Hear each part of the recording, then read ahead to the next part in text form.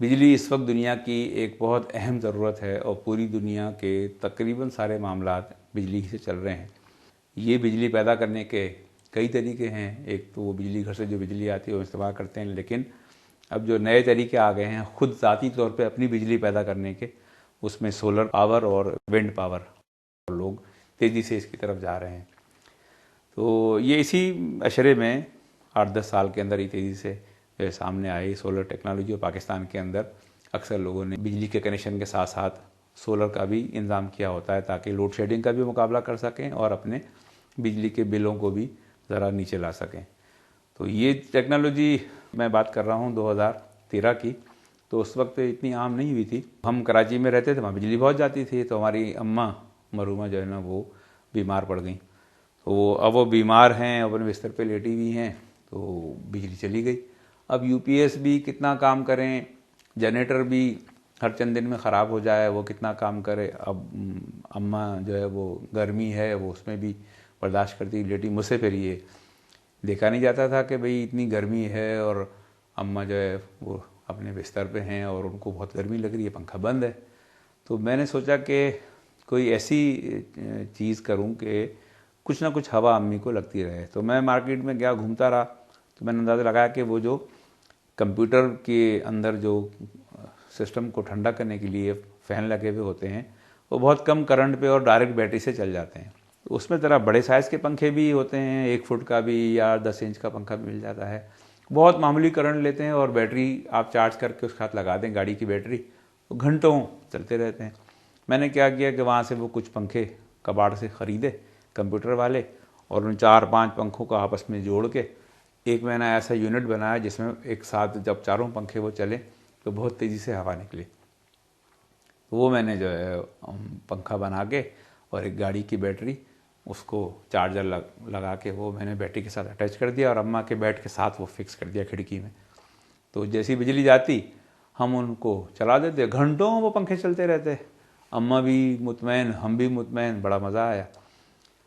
अच्छा, हुआ ये कि अम्मा को कैंसर था, चूँकि कुछ ही दिन में अम्मा का इंतकाल हो गया। तो कुछ अर्से तक तो वो पंखे और बैटरियाँ ऐसे ही लुढ़कती रहीं, घर में पड़ी रहीं। फिर मैंने जो है वो उनको उठाया और सोचा कि ये जो सोलर टेक्नोलॉजी है ये भी तो चला देती। अगर मैं सोलर कोई प्लेट लगा दूं अपनी छत पे और इन पंखों को उससे कनेक्ट कर दूं तो बैटरी लगाने की भी ज़रूरत नहीं है, या बिजली से बैटरी को चार्ज करने की ज़रूरत नहीं, उसी सोलर से हो जाएगा। लेकिन चूँकि मैंने सोलर टेक्नोलॉजी इस्तेमाल नहीं की थी इसलिए यकीन नहीं था कि वाकई ऐसा हो जाएगा। तो मैं मार्केट चला गया कराची में, जो सोलर की मार्केट थी, तो वहाँ मैंने इससे पूछा कि भाई सबसे सस्ता वाला सोलर पैनल कौन सा है। उसने एक दिखाया 40 वाट का, पता नहीं कितने का था, 4,000 रुपये का वो पैनल है। ये मैंने कहा ये मेरे पास डीसी पंखे हैं, ये इन पंखों को ये चला देगा ये सोलर पैनल? हाँ जी, क्यों नहीं चलाएगा। मैंने कहा मुझे यकीन नहीं आ रहा। तो वो देख हंसने लगा, कहले यकीन नहीं आ रहा तो मत खरीदो। मैंने कहा नहीं मुझे चला के दिखाओ। कहले जी धूप ही नहीं है, शाम हो गई इस वक्त। मैंने कहा नहीं, वहाँ ज़रा आगे धूप है मार्केट के कोने पे, वहाँ। तो ऑन करन वो उठा, एक पंखा भी उठाया उसने, उसके पास जो डीसी था, एक पैनल उठाया और जाके उधर शाम की जो बची कुची धूप थी उसमें उसने जाके वो पंखे के साथ तार अटैच किया सोलर पैनल के, और सोलर पैनल को घुमा फिरा के यूँ जब जैसे उसने धूप की तरफ किया पंखा फटफट चलने लगा। अब मेरे लिए बड़ा बस, अब मैंने वैसे तो मैं टेक्निकली जानता था, पढ़ा भी था, लेकिन अपनी आंखों के सामने पहली दफ़ा मैंने देखा कि भाई देखो धूप से पंखा चल रहा है। मैंने फ़ौरन 4,000 रुपये दे के वो ख़रीद लिया पैनल। घर आके वही पंखे जो अम्मा को बैटरी से चला के देता था वो मैंने सोलर पैनल से चला के देखे, तो फर पंखे चलने लगे। बड़ा खुश हुआ मैं।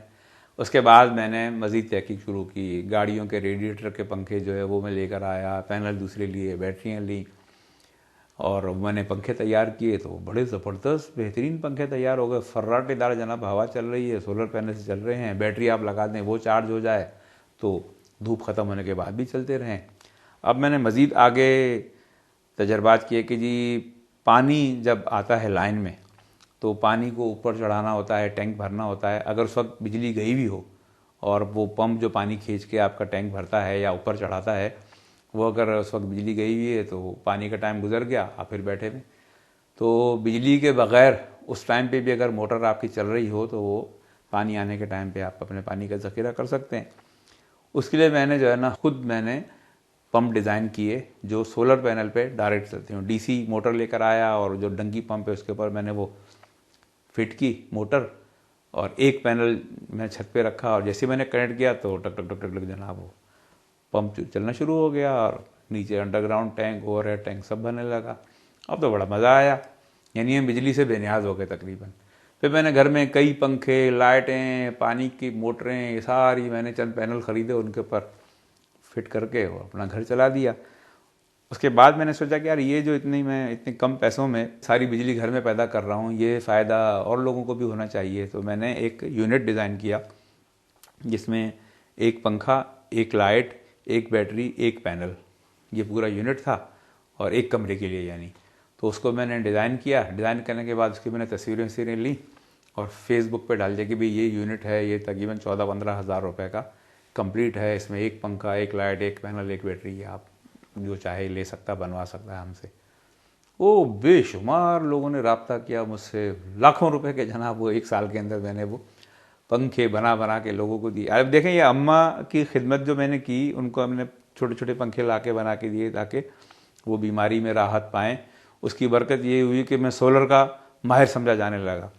अखबारों में इंटरव्यू आ गए, एक अखबार में जनाब 3 किस्तों में मेरा इंटरव्यू लिया कि गरीब तबका अपने लिए सोलर को कैसे इस्तेमाल कर सकता है। तो मैंने जो डीसी सोलर सिस्टम अपने बनाए हुए थे वो मैंने मुतारिफ़ कराए।